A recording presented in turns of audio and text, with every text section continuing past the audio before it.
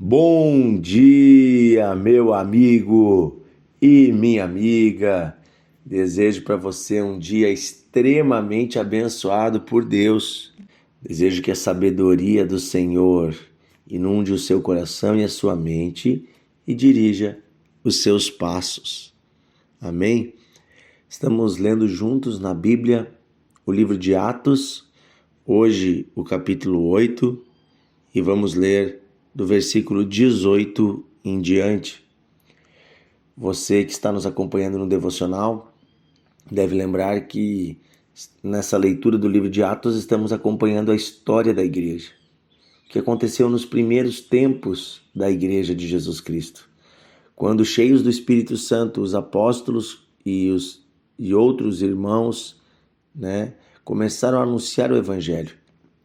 Deus realizou grandes sinais e maravilhas, eles eram unidos e viviam em amor, e a igreja crescia.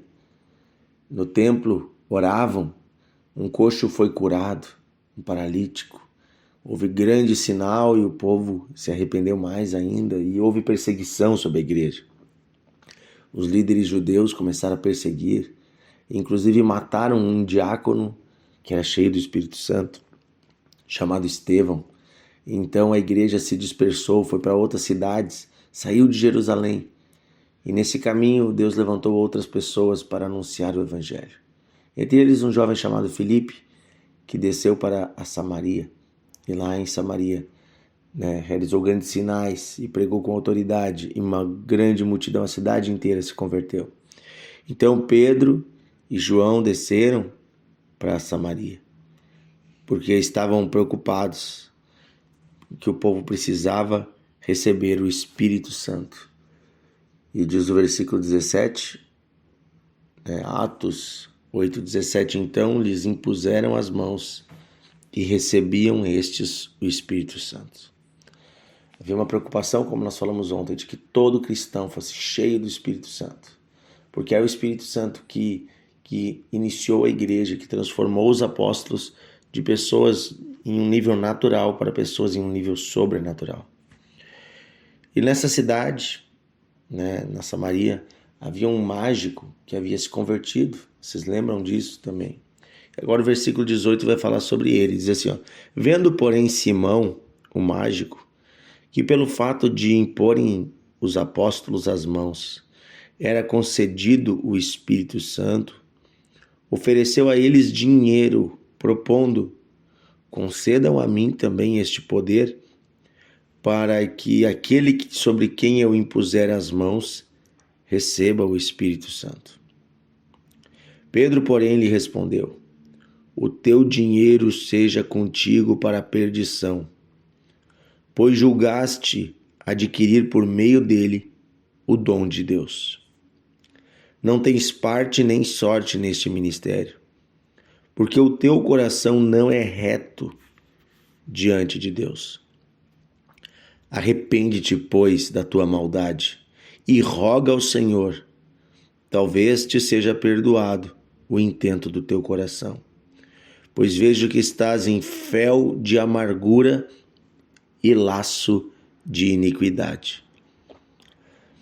Respondendo, porém, Simão, o mágico, lhes pediu: roguem vocês por mim ao Senhor, para que nada do que disseste venha sobre mim. Eles, porém, havendo testificado e falado a palavra do Senhor, voltaram para Jerusalém e evangelizaram muitas aldeias dos samaritanos. É interessante perceber a reação deste homem. Este mágico estava acostumado a manipular pessoas com artes mágicas, com artes de enganação, de engano. Quando, porém, ele reconheceu o verdadeiro poder de Deus, ele passou a acompanhar os discípulos e se converteu, pelo menos aparentemente. Se batizou, estava andando com os irmãos, estava na igreja. Agora, porém, quando ele viu que podia obter algum lucro, podia novamente se tornar uma celebridade do mundo religioso por meio da imposição de mãos, para que as pessoas recebessem o Espírito Santo, ele quis ter esse dom, mas não para ajudar as pessoas, e sim por um interesse de poder, um interesse de dinheiro, tanto que ele estava disposto a comprar o dom de Deus. É interessante que Pedro reconhece qual é a origem disso. Ele diz que o coração deste homem estava em fel de amargura. Olha só, que ele estava amargurado. O que é uma pessoa amargurada? É uma pessoa que está com uma tristeza profunda no coração. Mas não só isso, essa amargura geralmente tem a ver com algo que a pessoa considera ter perdido, ou até mesmo com algo que gerou nela um sentimento de inveja. Isso mesmo, ele tinha inveja dos apóstolos, ele tinha inveja dos discípulos. E a inveja dele era baseada no fato de que agora não era mais ele o centro das atenções, mas a igreja de Jesus Cristo, fundamentada nos apóstolos, que estavam cheios do Espírito Santo, tinha outras autoridades e não era ele. Então ele tentou se tornar uma autoridade por meio da compra do dom de Deus. E é muito forte a palavra que Pedro lhe dá. É forte, é contundente, porque ninguém pode comprar um dom de Deus. As coisas de Deus não se negociam. O reino de Deus não é comprado com dinheiro. Como eu fico triste quando eu vejo que em algumas igrejas, pessoas que têm mais dinheiro são valorizadas mais do que pessoas que têm menos.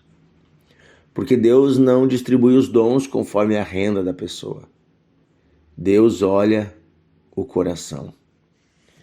E Deus não olha, e Deus olha o coração para saber também as intenções. No caso aqui, Pedro revelou o coração deste homem. Que o coração dele, estava amargurado e com laço de iniquidade. Ou seja, com desejo de fazer o mal, com interesses obscuros.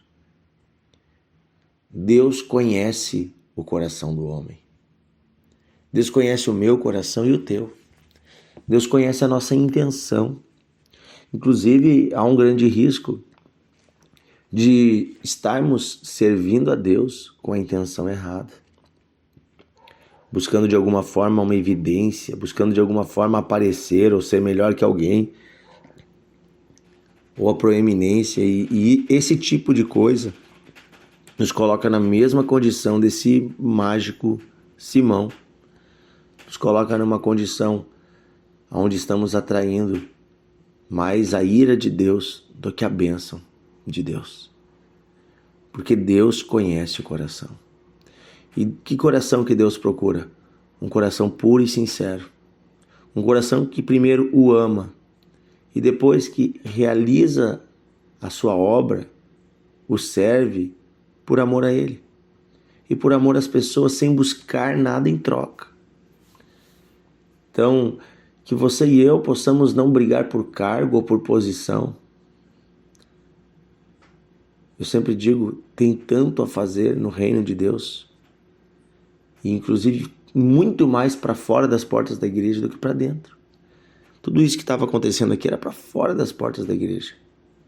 Era lá fora, era no mundo, nas cidades, nas aldeias. Ainda hoje há tanto a ser feito nas escolas, nas universidades, nas fábricas, nas lojas, nas ruas, nos bairros, nas associações, nos orfanatos, nos asilos. Há tantas pessoas esperando que chegue até elas a boa notícia. Estão rodeadas de notícias ruins. Estão esperando que chegue a elas a boa, a verdadeira notícia. Temos um Salvador. Temos a eternidade. Temos um Deus que nos ama. E esse Deus é poderoso. E pode fazer infinitamente mais do que pedimos ou pensamos. O Evangelho, quando chega, ele transforma vidas. Que você e eu possamos ser evangelistas. Possamos ser pessoas que levam a boa notícia. Pessoas que não estão preocupadas em posições, em cargos, em status, em ser visto. Você não precisa postar nas redes sociais tudo que você faz. Você não precisa se preocupar que os outros vejam. Faça para Deus e isto basta. Há uma honra, há um privilégio diante de Deus em servi-lo, mesmo que seja secretamente. Faça o bem. Abençoe um missionário. Envie uma oferta para alguém que está precisando. Ou alguém que está no campo missionário. Alguém que está servindo a Deus. Fazendo a obra. Contribua com a sua igreja. Envolva-se num projeto social. Envolva-se num projeto evangelístico. Há tanto a ser feito. E há tão pouco tempo. Nossa vida está passando. O tempo está acabando. Precisamos gastar as nossas vidas proclamando aquilo que Deus colocou em nosso coração. A boa notícia do reino de Deus. Amém? Vamos orar.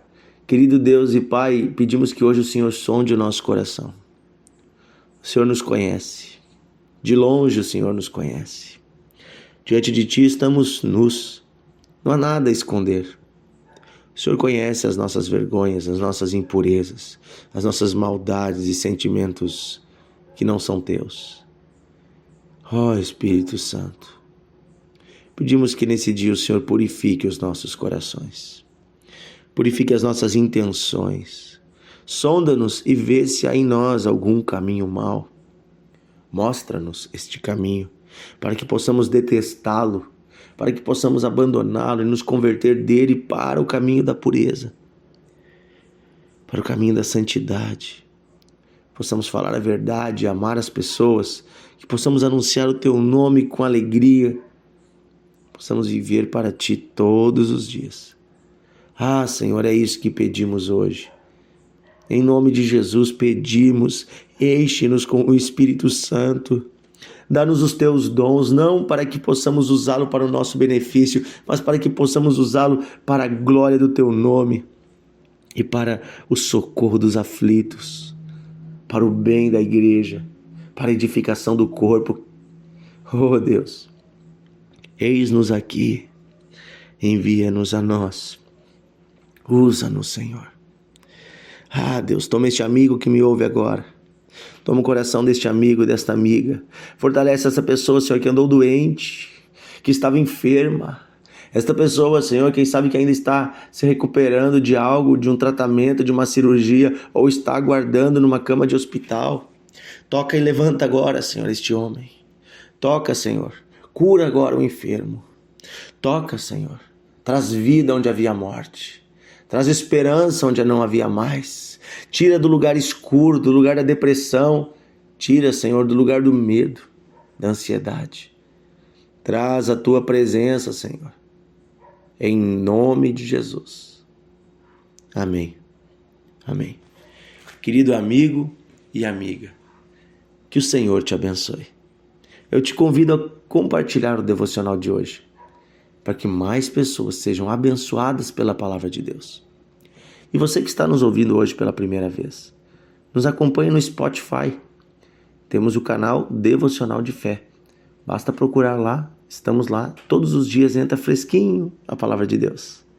Se você ainda não está no grupo do WhatsApp do Devocional, clique no link e entre no grupo, para que você também seja abençoado pela palavra de Deus.